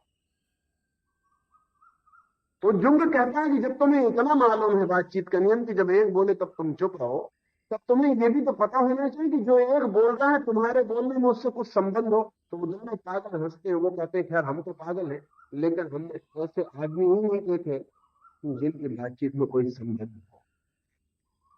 हम तो पागल हैं, लेकिन हमने और आदमी को नहीं देखे जिनकी बातचीत में कुछ। लेकिन ये बात शायद उन पागलों की सही ना हो, लेकिन इस वक्त इस मुल्क में ये सही हो गई। बाप और बेटे की बातचीत में कोई संबंध नहीं, दो पागलों की बातचीत। गुरु और शिष्य के बीच कोई संबंध नहीं, दो पागलों की बातचीत है। गुरु अपनी कहे चला जा रहा है, शिष्य अपनी कहे चला जा रहा है। और गुरु ही बोल रहा है और वो खुद ही सुन रहा है, और शिष्य बोल रहा है और वो खुद ही सुन रहा है। सुनने और बोलने का काम एक ही आदमी को खुद ही करना पड़ रहा है। बाप जो बोलता है बाप ही सुनता है, बेटा सुनता नहीं। जब बाप बोलता है तब बेटा इस तैयारी में होता है कैसे सुनने के दायरे के बाहर हो जाए। जब बेटा बोलता है तब बाप ऐसे सुनता है जैसे कि ये बात नहीं सुनी होती तो अच्छा। इन दोनों पीढ़ियों के बीच जो ये गैप है, ये गैप नए भारत के निर्माण में सबसे बड़ी बाधा बनेगा। ये जो अंतराल है, ये अंतराल नए भारत को कैसे बनने देगा? क्योंकि नए भारत को बनाने हैं नए लड़कों को। और नए भारत के लड़के अगर अपनी पुरानी पीढ़ियों की सारी समझ के बिना भारत को बनाएंगे तो भारत एक मटेरियलिस्ट मुल्क होगा, एक भौतिकवादी मुल्क होगा, जिसमें अध्यात्म के लिए हमने सब सब आधार छोड़ दिए होंगे, जिसमें हमने अध्यात्म की सब ओपनिंग खत्म कर दी हो, जिसमें हम अध्यात्म के फूल नहीं फूलने देंगे। अगर भारत नए लड़के बनाएंगे सिर्फ, तो भारत निपट शरीरवादी मुल्क होगा, जिसमें आत्मा को शायद हम धीरे धीरे भूलते चले जाएंगे। और अगर भारत के नए बच्चे निर्माण न कर पाए और भारत के बूढ़े जीत जाएं और वही भारत को बनाए चले जाएं, तो भारत का जो पुराना रोग है वो अपनी जगह रहेगा, उसे मिटाया नहीं जा सकता। पुराने आदमी की समझ चाहिए, नए आदमी की शक्ति चाहिए। पुराने आदमी का अनुभव चाहिए, नए आदमी का भविष्य चाहिए। अनुभव अतीत से आता है, भविष्य आशाओं से आता है। बूढ़े आदमी के पास आशाएं नहीं होती, अतीत होता है, अनुभव होता है। नए आदमी के पास आशाएं होती हैं, अनुभव नहीं होता, अतीत नहीं होता। असल में पुरानी और नई पीढ़ी सदा उस हालत में होती है जिस हालत में कभी एक जंगल में आग लग गई थी और एक अंधे और लंगड़े ने अपने को पाया। अंधा देख नहीं सकता था, लंगड़ा भाग नहीं सकता था। आग भयंकर थी और दोनों की मौत निश्चित थी। करीब करीब भारत ऐसी आग के बीच में खड़ा है, जहां एक पीढ़ी अंधी है और एक पीढ़ी लंगड़ी। बूढ़ी पीढ़ी लंगड़ी है और नई पीढ़ी अंधी है, और आग भयंकर है और दोनों जल के मर जाएंगे। लेकिन उन दोनों लंगड़े और अंधे आदमियों ने बड़ी समझ का उपयोग किया। लंगड़ा राजी हो गया कंधे पर बैठने को, अंधा राजी हो गया लंगड़े को कंधे पर बिठाने को, अंधा राजी हो गया लंगड़े की आंखों से काम लेने को, लंगड़ा राजी हो गया अंधे के पैरों से काम लेने को। वे दोनों जंगल के बाहर निकल गए थे, क्योंकि अंधा ऊपर था और देख रहा, अंधा नीचे था और चल रहा था, लंगड़ा ऊपर था और देख रहा था। दो आदमियों ने एक आदमी का काम कर लिया। हमेशा जब भी सृजन का कोई क्षण हो किसी देश में, तो पुरानी और नई पीढ़ी किसी हालत में पड़ जाती। पुरानी पीढ़ी के पास आंख तो होती है लेकिन दौड़ने के पैर नहीं होते। नई पर बैठने को राजी हो, ये दौड़ते जवान बूढ़ों का बोझ लेने को तैयार होंगे। ये मरते हुए बूढ़े इन जवानों के दौड़ने की और गति को झेलने के लिए तैयार होंगे। ये सवाल है नए भारत के लिए। अभी मुझे नहीं दिखाई पड़ता कि ऐसा हो रहा है। अभी ऐसा हो रहा है कि अंधे दौड़ रहे हैं तेजी से, तो बजाय रास्ते पे पहुंचने के वो आग में पहुंच जाते हैं। वो सब तरफ आग लग रही है। वो आग बहुत तरह की है, बहुत रूपों में। इसलिए इस वक्त आग के केंद्र भारत में नहीं, सारी दुनिया में यूनिवर्सिटीज बन गई हैं, क्योंकि वहां पैर स्वस्थ और आंखें नहीं ऐसे लोगों की बड़ी जमातें इकट्ठी हो गई। इस वक्त सारी दुनिया में उपद्रव और आग का केंद्र विश्वविद्यालय है। आग सबसे जोर से वहां, और वहां आंखहीन शक्तिशाली पैर वाले युवक हैं जो दौड़ेंगे। इसलिए नहीं कि कहीं पहुंचना है, क्योंकि कहीं पहुंचने का ख्याल तो आंख को होता है। इसलिए कि पैरों में ताकत है और दौड़े बिना नहीं रहा जा सकता, दौड़ना ही पड़ेगा। दूसरी तरफ बूढ़े कट के पड़ गए हैं। वो चाहे मंदिरों में बैठे हो, चाहे आश्रमों में बैठे हो, चाहे अपने घरों में बैठे हो, वो कट के बैठते हैं। उनके पास आंख है, वो देख सकते हैं आंख कहां लगी, लेकिन पैर उनके पास नहीं, ना तो वो दौड़ सकते हैं और ना ही वो दौड़ने वाले लोगों की सहायता लेने को तैयार। नए भारत का जन्म हो सकता है इस आंख के बाहर। बूढ़े और जवान को भारत में सेतु निर्माण करना पड़े। और इधर मैं निरंतर सोचता हूं कि हमें ऐसे कुछ शिविर और ऐसी कुछ सेमिनार और ऐसे कुछ मिलन के स्थान बनाने चाहिए जहां नई और पुरानी पीढ़ी आमने सामने बात कर सके, जहां बाप और बेटे अपने तकलीफें और अपनी संभावनाएं और अपने दुख कह सकें, और जहां बेटे बाप को सहानुभूति से सुन सकें और जहां बाप बेटों को सहानुभूति से सुन सके। अगर हिंदुस्तान में ऐसा ढाला पैदा नहीं होता तो हम नए भारत का निर्माण न कर पाएंगे। भारत नया हो जाएगा, लेकिन नए हो जाने से तो सब कुछ नहीं हो जाता। नया हो जाना दुखद भी हो सकता, नया हो जाना गलत भी हो सकता, नया हो जाना और बड़े खड्डे में गिर जाना भी हो सकता। हाँ, कई बार सिर्फ नए हो जाने से भी राहत मिलती है, क्योंकि बदलाहट की राहत होती है। लेकिन थोड़ी देर बाद पता चलता है कि बीमारियां सब अपनी जगह खड़ी हैं या और भयंकर होकर आ गई। आदमी नरगट ले जाते हैं किसी को, अर्थी को, तो रास्ते में कंधे बदल लेते हैं। तो कंधा दुखने लगता है तो अर्थी को दूसरे कंधे पे रख लेते हैं। कंधा बदलने से वजन कम नहीं होता है, अर्थी में कोई फर्क नहीं पड़ता है, रास्ता वही का वही होता है, लेकिन दूसरे कंधे पे थोड़ी देर राहत मिल जाती है। नया कंधा होता है, थोड़ी देर झेल लेते हैं। भारत अर्थी तो नहीं बदलेगा, सिर्फ कंधा तो नहीं बदलेगा कि बीमारियां सिर्फ कंधा बदल लें और पुरानी बीमारियां नए नाम ले लें और पुरानी शराबें नई बोतलों में भर जाएं, तो भी नया तो हो जाएगा, ऐसा लगेगा कि नया हो गया, लेकिन नया हो भी नहीं पाएगा कि पता चलेगा कि सब पुराना अपनी जगह का है। नहीं, भारत को मात्र नया नहीं हो जाना है, भारत को शुभ की दिशा में, सत्य की दिशा में, शांति की दिशा में, शक्ति की दिशा में, आनंद की दिशा में, जीवन की दिशा में, मुक्ति की दिशा में एक साथ एक संतुलित व्यक्तित्व को पैदा करना है, जिसमें पुराने की भूल ना हो, पुराने की सब समृद्धि हो, जिसमें नई की नासमझी ना हो, नए का सारा नया ज्ञान हो।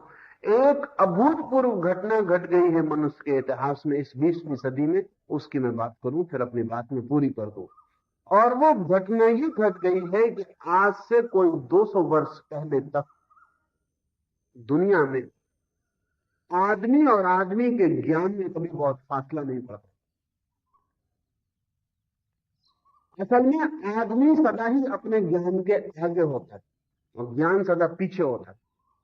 आज से 200 साल पहले तक आदमी के पीछे ज्ञान छाया की तरह था, वो आदमी के आगे नहीं होता था, सदा आदमी के पीछे होता था, क्योंकि ज्ञान का विकास अति मध्यम था, उसकी गति बहुत धीमी थी। जीसस के मरने के 1850 वर्षों में जितना ज्ञान दुनिया में पैदा हुआ, उतना ज्ञान पिछले 150 वर्षों में पैदा, और पिछले 150 वर्षों में जितना ज्ञान पैदा हुआ उतना पिछले 15 वर्षों में पैदा हुआ, और जितना पिछले 15 वर्षों में ज्ञान पैदा हुआ उतना पिछले 5 वर्षों में पैदा हुआ।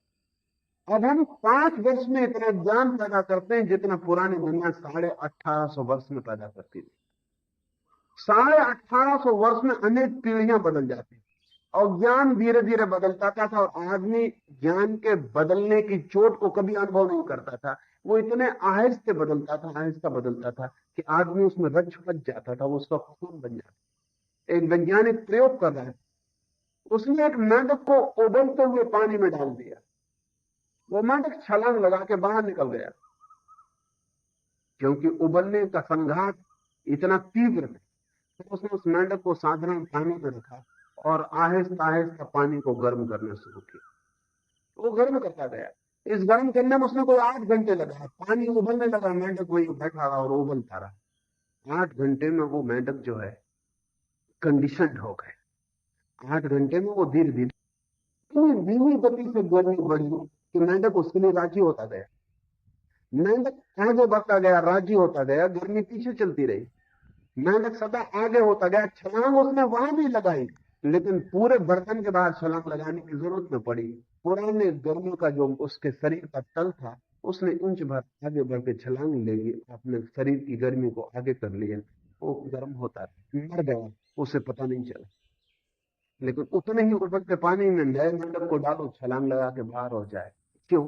क्योंकि गर्मी बहुत आगे, मेंढक बहुत पीछे पड़ गए, और मेंढक को मौका नहीं मिला कि वो गर्मी के लिए एडजस्ट हो जाए। पुरानी दुनिया एडजस्टेड थी, उसका एडजस्टमेंट पक्का था, क्योंकि ज्ञान इतने धीमे बढ़ता था कि एक आदमी की जिंदगी में कोई बुनियादी फर्क नहीं पड़ते।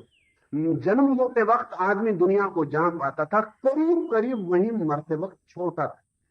न रास्ते बदलते थे, न बैलगाड़ी बदलती थी, न खेती बदलती थी, न मकान बदलते थे, न दवाई बदलती थी, कुछ नहीं बदलता था। या बदलाहट इतनी धीमी होती थी कि उस बदलाहट की कोई चोट आदमी पर नहीं पड़ती थी।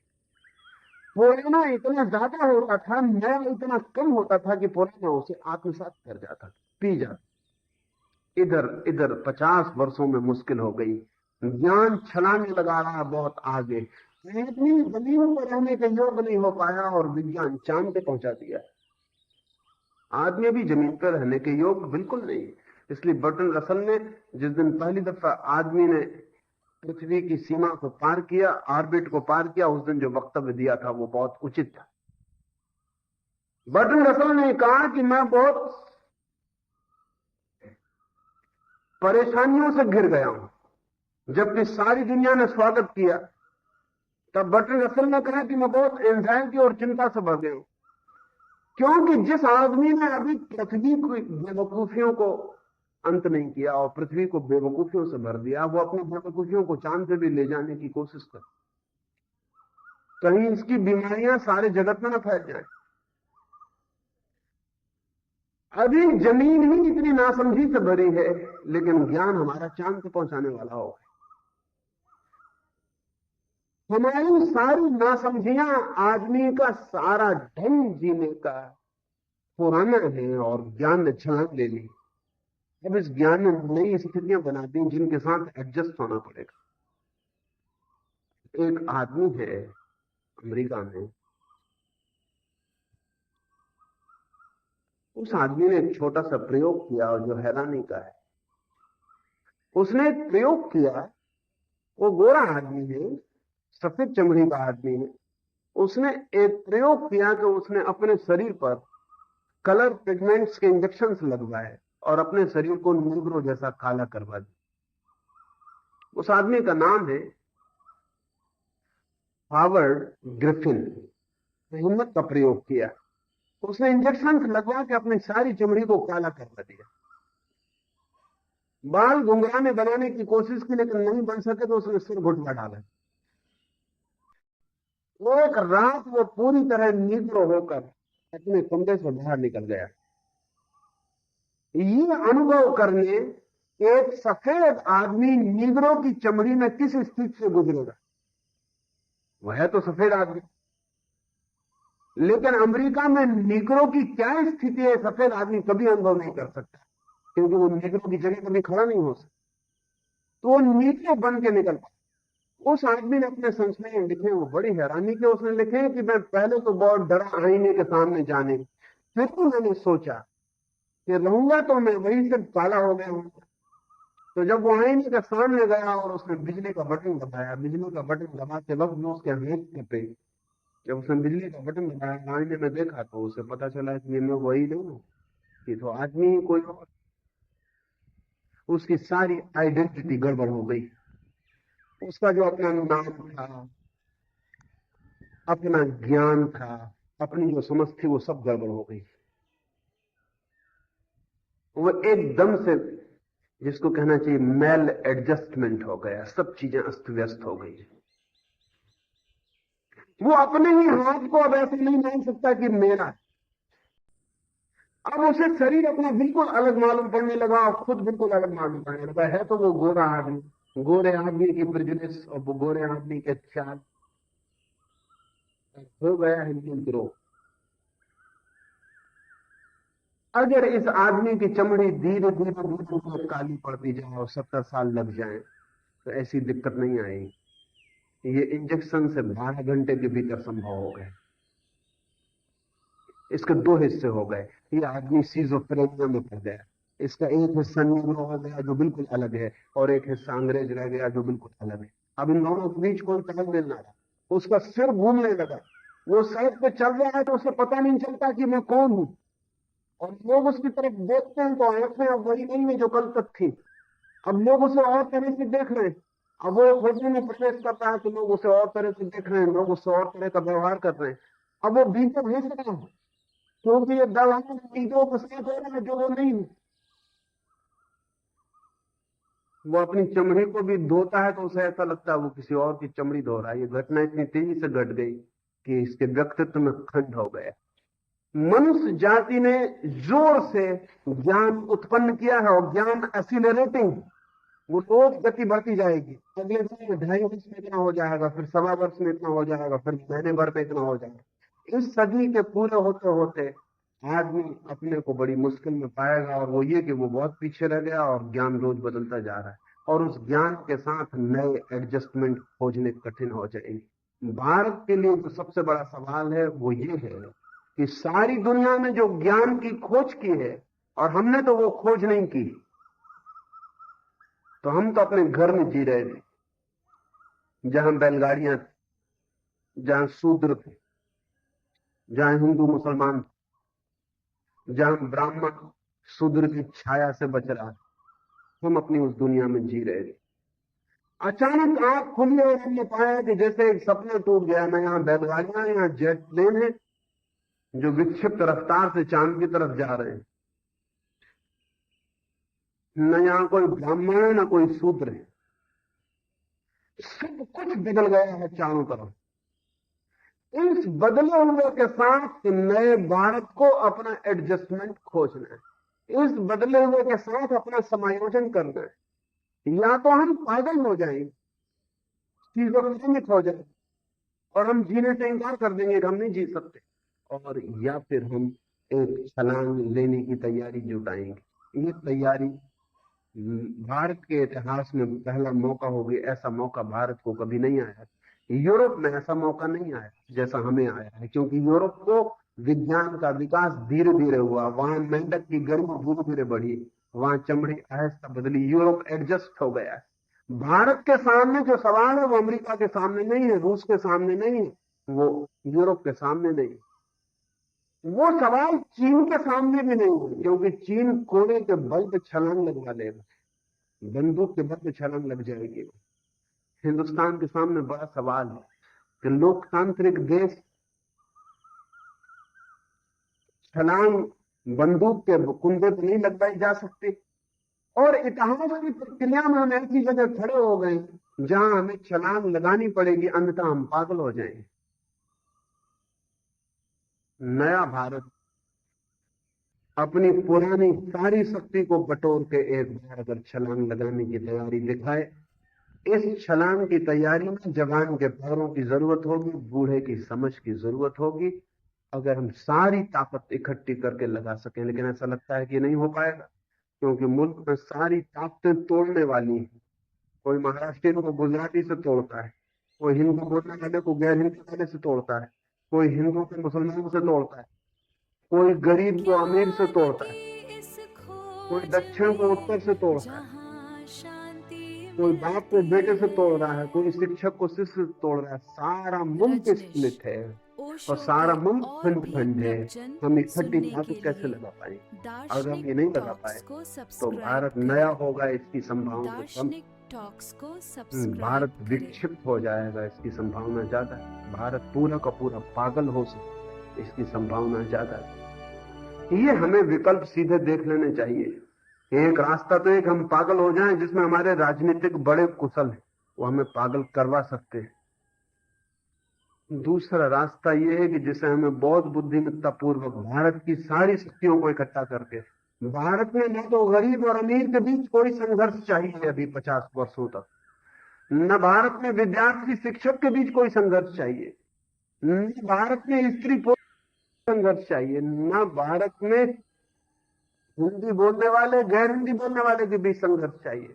भारत में 50 वर्षों तक कोई संघर्ष नहीं चाहिए। भारत में 50 वर्षों तक टोटल कोऑपरेशन, पूर्ण सहयोग चाहिए। तो शायद हम नए भारत को जन्म देने में समर्थ हो सकते। और अगर ये नहीं हुआ तो मैं समझता हूं कि जो होगा वो पुराने भारत से भी बदतर होने वाला, वो विक्षिप्त भारत होगा, पागल भारत होगा। आदमियों के पागल होने के संबंध हमने सुना है, लेकिन आदमियों के पागल होने की जो स्थितियां होती हैं वो पूरे राष्ट्र के लिए, हमारे लिए खड़ी हो गई। पूरा मुल्क पागल हो सकता है। ये थोड़ी सी बातें मैंने कही इस आशा में कि आप सोचेंगे। मैं कोई मार्गदर्शक नहीं हूं, इससे मुझे जो सीधी साफ बात है कह देने में सुविधा हो जाती है। आप मेरी बात माने ऐसा आग्रह नहीं, आप सिर्फ सोचें। असल में भारत बहुत जल्दी मान लेता है किसी की भी बात, यही खतरा हो गया। तो कम्युनिस्ट कहेंगे तो उनकी मान लेगा, सोशलिस्ट कहेंगे उनकी मान लेगा, जनसंघी कहेंगे उनकी मान लेगा, राजनीतिक कहेंगे उनकी मान लेगा, साधु कहेंगे उनकी मान लेगा। 1000 तरह के मानने वाले मुल्क में इकट्ठे हो जाएंगे और सारा मुल्क टूट जाता। मानना बंद करें। अगर मुल्क की टूट बंद करनी हो तो किसी को भी मानना बंद करें, सोचना शुरू करें। सोचना एकमात्र एकता है। अगर पूरा मुल्क सोचने लगे तो सोचने के नियम अलग अलग नहीं होते। अगर आप भी जोड़ें 2 और 2 कितने हैं तो 4 होंगे, और मैं भी जोड़ूं तो 4 होंगे, और तीसरा भी जोड़े तो 4 होंगे। अगर हम सोचते हैं तो 2 और 2 4 होंगे, लेकिन मैं मानता हूं कि कुरान में लिखा है कि 2 और 2 5 होते हैं। मैं कुरान को मानता हूं। आप गीता को मानता हूं, उसमें लिखा 2 और 2 3 होते हैं, आपके 3 होंगे। कोई मार्क्स को मानता है, उसकी किताब में लिखा 2 और 2 2 ही होते, तो वो 2 ही होंगे। मानने वाले लोग मन को तोड़वा रहे हैं, तोड़े हुए हैं। मुल्क को विचार करने वाले लोग चाहिए। विचार के निष्कर्ष सदा एक है, विचार यूनिवर्सल है। तो मेरी बात को आप सिर्फ सोचेंगे, मानेंगे नहीं, अन्यथा मैं भी एक टुकड़े को तोड़ने वाला ही सिद्ध हो जाऊंगा। सोचें। सोचना हमें एक जगह ले आएगा जहां हम छलांग